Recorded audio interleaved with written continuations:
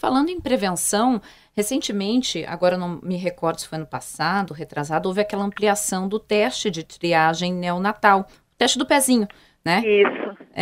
Que foi um ganho aqui pelo Sistema Único de Saúde. Mas vou te dizer, como uma mãe, minha filha tem 4 anos, vai fazer 4 anos agora. Quando ela nasceu ainda não tinha pelo SUS, então acabei fazendo pelo convênio médico esse teste ampliado. O que aconteceu na prática?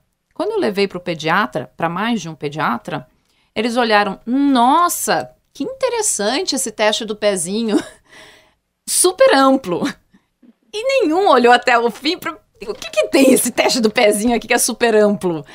Isso está acontecendo muito, quer dizer, a gente tem um teste do pezinho que hoje pode detectar, me corrija se eu estiver errada, até 50 doenças raras, foi um ganho para o Sistema Único de Saúde, mas quando você chega lá na pontinha, no sistema, o pediatra, que é quem vai olhar, quem vai pegar, não está sabendo muito bem o que fazer com isso, né?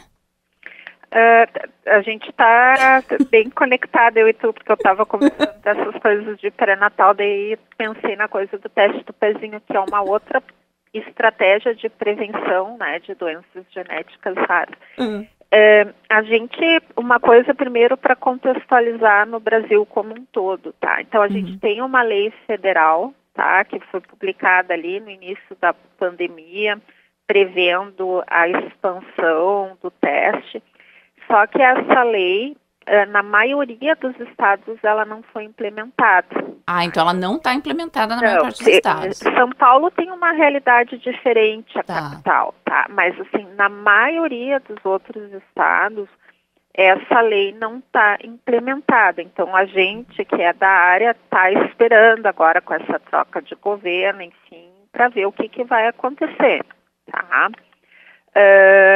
Em relação, então, assim, tem São Paulo, como eu disse, assim, ela é uma realidade à parte, só que o que a gente observa é exatamente isso que tu comentaste, tá? Existe um grande desconhecimento ainda dos profissionais de saúde sobre o que é o teste do pezinho, sobre o que ele detecta, tá? Porque tem vários tipos de teste do pezinho ampliado e, claro, se ele dá normal, não quer dizer que a criança não possa ter alguma outra condição, né? Porque ali são criadas condições que têm tratamento, tá? Tratamento, assim, específico. Então, o que a gente percebe é que ainda tem que ter, e vários grupos estão trabalhando nesse sentido, uma melhor educação do público e dos profissionais de saúde sobre o teste do pezinho. Para te ter uma ideia, eu estou falando do Rio Grande do Sul, vou te falar da nossa experiência aqui, né? Uma experiência, daí eu estou falando do SUS. É muito comum que o teste do pezinho seja feito, então geralmente assim, as crianças são levadas na primeira semana de vida na unidade básica de saúde para fazer o teste, mas ninguém pega o resultado também. Então, assim, as famílias também não entendem muito bem o que eles estão fazendo e não pedem o teste de volta. Moral da história, né? A gente tem que bater na tecla, falar sempre na mídia, em jornal, entrevista, como a gente está falando aqui, sobre a importância desses exames, né? Então, já faço um apelo, assim, todo mundo que tiver o seu nenezinho ali na primeira semana de vida, vá fazer o teste e pegue o resultado depois, né? Porque tem que ter na carteirinha da criança anotado ali os resultados, tá bom? Perfeito. Olha, a gente conversou aqui na Band News FM com a diretora científica da Sociedade Brasileira de Genética Médica e Genômica, Aida Vanessa Doderlein Schwartz, justamente para lembrar que essa semana foi marcado o Dia Mundial das Doenças Raras, um tema que vem avançando, mas que a gente ainda tem muito que avançar aqui no Brasil. Se hoje, eu sei que é difícil, tá, doutora, mas para a gente encerrar aqui, tivesse que olhar para um tema, a gente falou até aqui de políticas que estão avançando, o que você destacaria para a gente olhar com mais profundidade nesse momento, para que o sistema de saúde, já que a gente está começando aqui um novo governo, né, pudesse avançar nesta área? Tem uma coisa que eu acho bem interessante, assim, que é a questão da nossa mobilização, né? Eu acho que existem gestores e gestores de saúde, tá bem? A gente espera muito desse governo nesse sentido, mas a gente sabe que tem que sensibilizar os gestores. Deixa eu tentar dizer por que essa sensibilização ela é importante, né? Ainda existe eu não quero usar a palavra preconceito, mas existe um pensamento equivocado, né? De que se você investe em doenças raras, você está deixando de passar recursos para condições que afetem um maior número de pessoas, tá? Então, isso, assim, do ponto de vista econômico, é uma questão que a gente sempre ouve, mas que é muito fácil de ser rebatida, tá?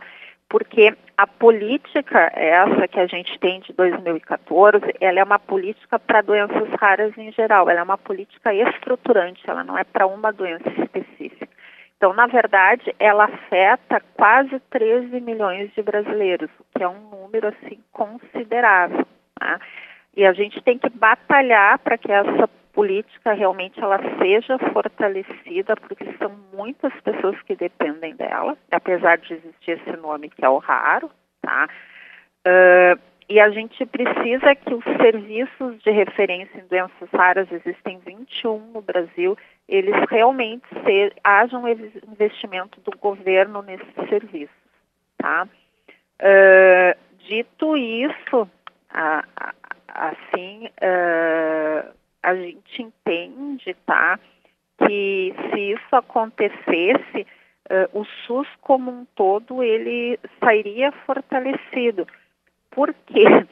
Porque se a gente também pensar, fazer uma comparação entre doenças mais prevalentes e doenças raras, tanto numa quanto na outra, são as populações mais vulneráveis as que mais sofrem, tá?